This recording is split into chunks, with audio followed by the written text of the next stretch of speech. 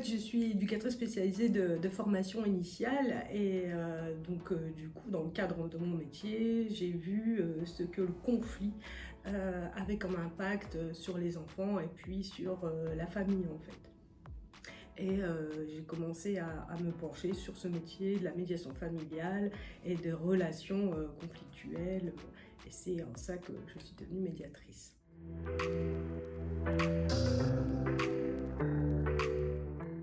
Je pense que vraiment c'est de l'écoute, l'écoute de la personne qui est une qualité pour le médiateur. Et ensuite, il y a la référence au cadre, parce que le cadre de la médiation, qui est la confidentialité, la neutralité et l'impartialité, fait que tout est mis en place pour que les personnes se sentent le plus en sécurité pour pouvoir justement s'exprimer face au médiateur et qu'on puisse avoir une écoute optimale pour éclaircir leurs besoins.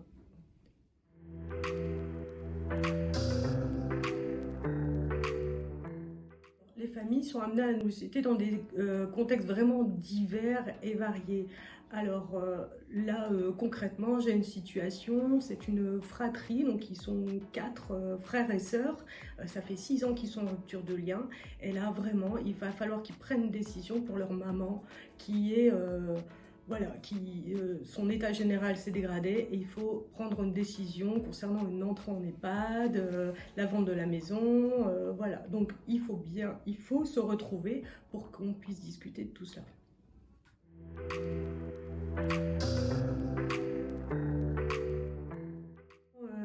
L'entrée en médiation, c'est une étape qui peut prendre beaucoup de temps parce qu'on reçoit les personnes individuellement et on explore chacun leurs besoins et l'intérêt d'entrer dans ce processus de médiation.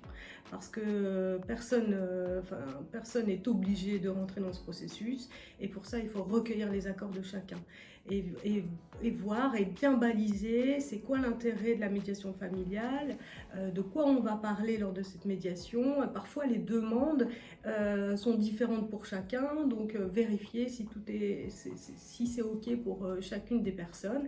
Alors effectivement, ce temps peut parfois être long parce que on peut être amené à faire un entretien, mais parfois 2 et parfois des allers-retours avec des appels téléphoniques.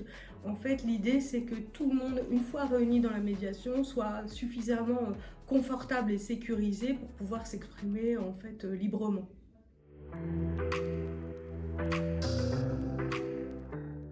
La médiation apporte aux familles, je pense, moi, de ma place, c'est une levée d'inquiétude, en fait. Souvent, quand on est interpellé, c'est vraiment parce qu'on est inquiet.